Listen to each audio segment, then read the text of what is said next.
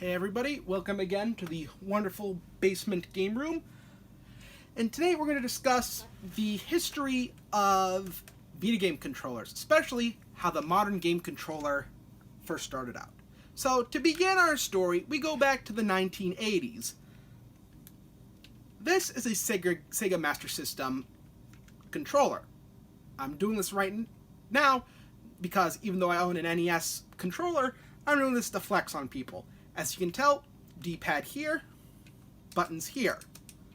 So anyway, Nintendo, it would have been much better if I used the NES game controller as a example. But anyway, here is the Super Nintendo controller.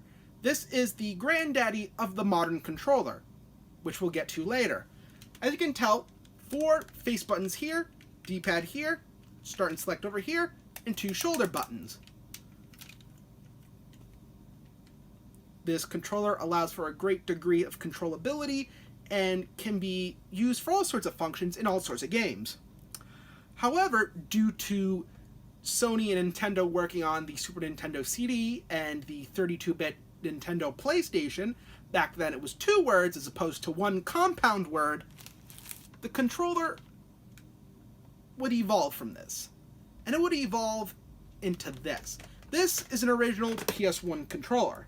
As you can tell, D-pad here, which are replaced by directional buttons because Nintendo at the time held the patent on D-pads.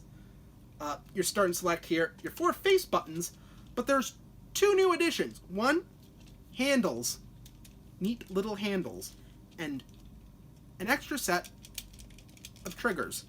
So, as you can tell, this was functional. And most early PS1 games sort of danced around the issue of not having analog control, having free 360-degree movement in a game. They did it with tank controls, or simply just went with the 8 directions, the 8 possible directions you could do with this thing, and called it a night. Destruction Derby is great because it managed to get around the issue of 360-degree movement with this without resorting to stupid tank controls. Jumping Flash managed to do it just fine. So I don't get the deal. So anyway, Nintendo was 1 step ahead. This is an N64 controller. As you can tell, D-pad here, a single set of shoulder buttons, but with an extra trigger right here, 4 C buttons for no reason, and they stuck to these 2 stinkers. But here's a new innovation: an analog control stick, or an analog stick. This allows full 360-degree movement. This thing's a little bit stiff on this controller,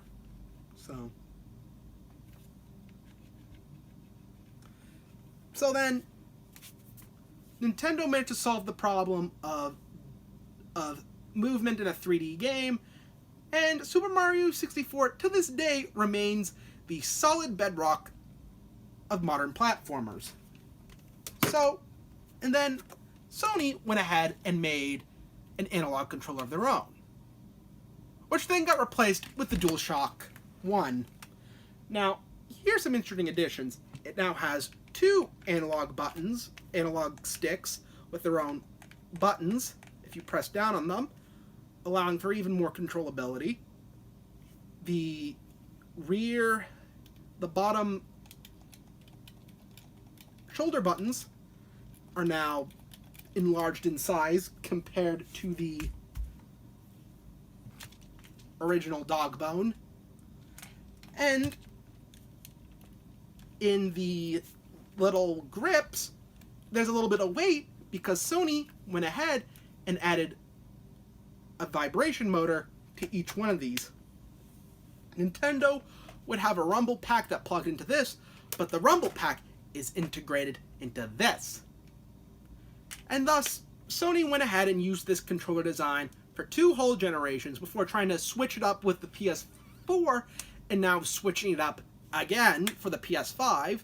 The Xbox 360 the Xbox line of consoles will swap the position of the D-pad and the analog stick, which, ergonomically speaking, is an improvement. Not by much, but an improvement nonetheless. And essentially, this is how the controller was born. Please like and subscribe if you want more content. Cheerio!